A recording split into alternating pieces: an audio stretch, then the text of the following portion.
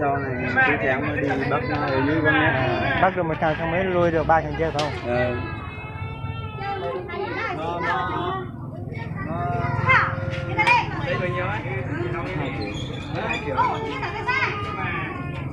Cái con lăn này như là đã thấy giống là nó có to của nó thì chưa? Hả? Cơ là giờ dưới đây nhà không hả?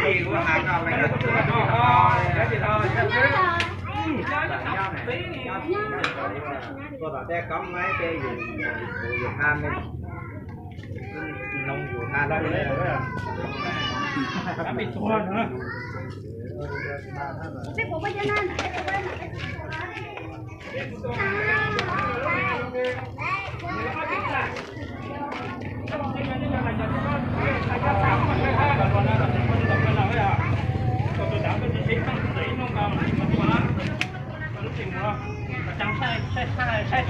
sai quên thì nó sai cái một điểm không lắm. Tí nó cần gì nó gặp không cũng được không?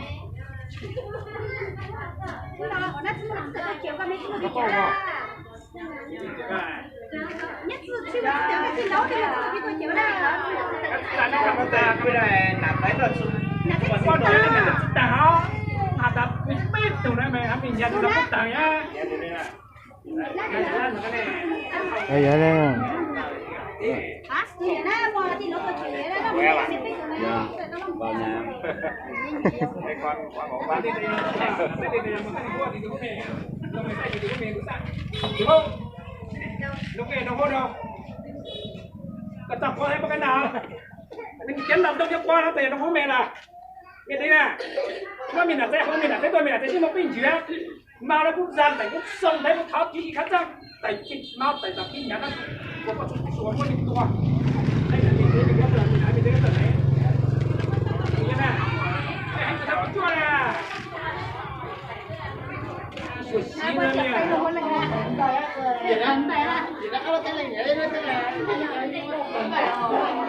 nhắm bây giờ cá tèo con bé câu nè cái bài này nó đây nên cá tèo chấm bài không phải phải nó này rõ nhiều vậy đó thì nó đầu chung kêu là cái này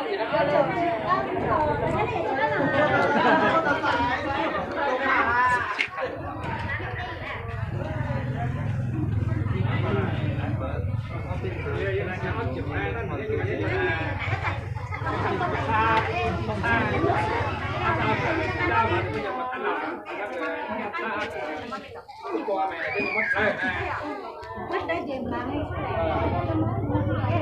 con này mình ra đi cả ăn chỗ này mình mua những cái sách đọc mà trả mình không cảm thấy to cái lắp cả thấy cái những phần đấy cả nhưng mình chỉ cảm thấy cái chỉ còn là rất tăng mà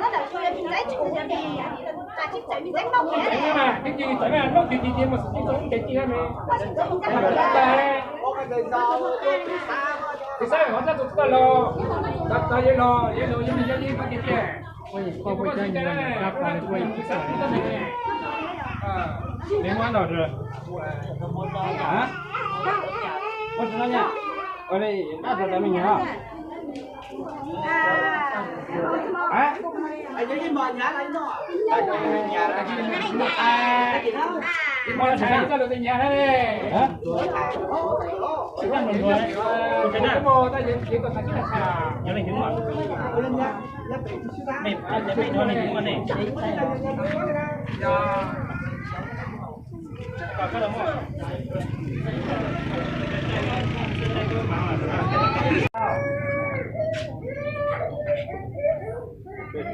mất giấy ra này mua tàu đi xa thì nó cũng vậy đây hay là khi mình sẽ cho tàu tới xa thì thả ra không có to bây giờ nói thôi cả chứ mình sẽ đến sân sau mình sẽ chạy một nhà thì bắt lắm em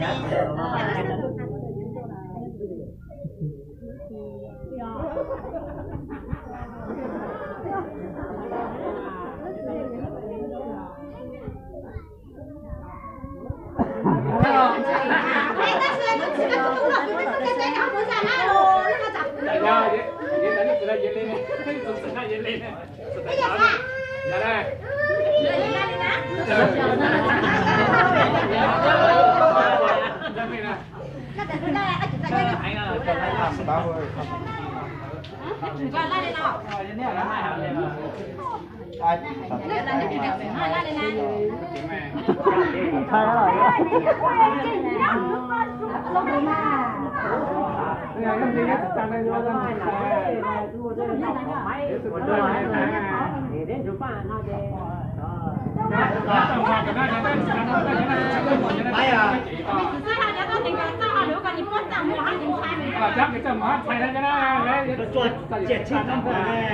không mấy thế à tôi đã dùng bao rồi à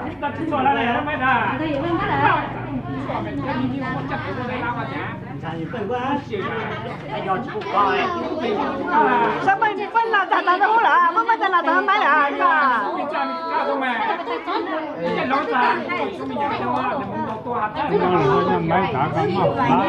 mấy cái trò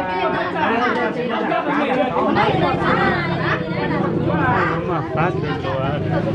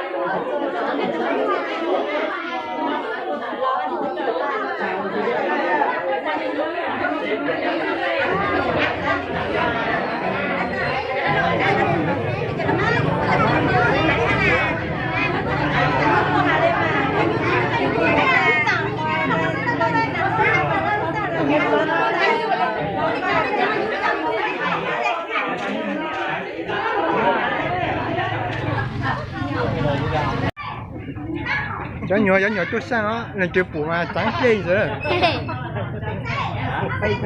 còn tôi chỉ cái mà trứng vàng á tôi từ đó gặp tôi dễ buồn nữa à mà mày cứ coi một tiểu nó phá tê rồi đó mà mày cứ na nó nó phá cũng là mà phản thế to này, đang phản xe nhánh nhòa là phản rất to này, to ha. Nhiều con thì cũng một cái này. Nhiều con là cũng to. bây giờ này cho con rồi cháu được con là tôi có mấy to cháu này cho nó cho cái lâu rồi nhìn lâu đấy mà mấy to ha Có gì mà muốn thấy quá. lâu rồi đấy mà Có gì to. cái gì to À, có gì to. Số to là đây, số thì mình phát số to là Chỉ là gì cái trái gì cái về sao giờ ở thì gì là gì to này. chỉ đấy có cái gì cả ít cười à ít cười chút nữa là tôi gì nhưng mà ý nghĩa做的粥我是说粥的那个是包汉做粥也就这样做粥是那个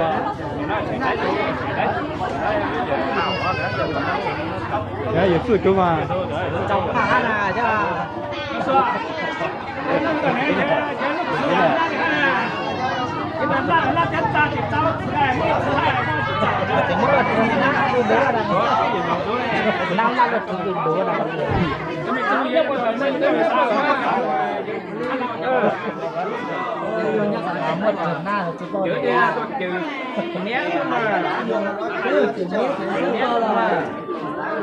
anh em mà thắt tay khăn áo nó cho hai cái nha tôi thấy là bạn quay nốt này là bạn thắt tay khăn áo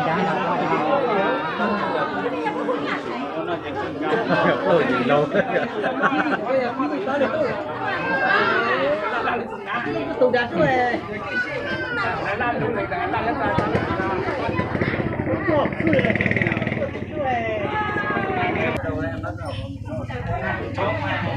nha gì thế nghe rồi 我想到几个？痛啊！喂，是到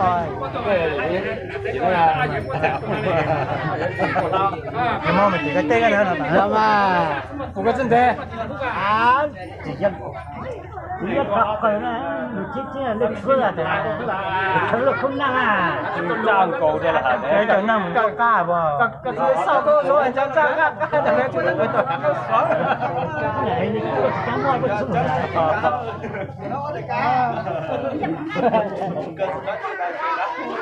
那也啊，路边，那你也知道。我也找外面的，这个也过来。我打的也有现在也的，过了没有的。也有的，有cái我thích thử không? Nhớ là chuẩn đúng không? Nhắn tin nhá.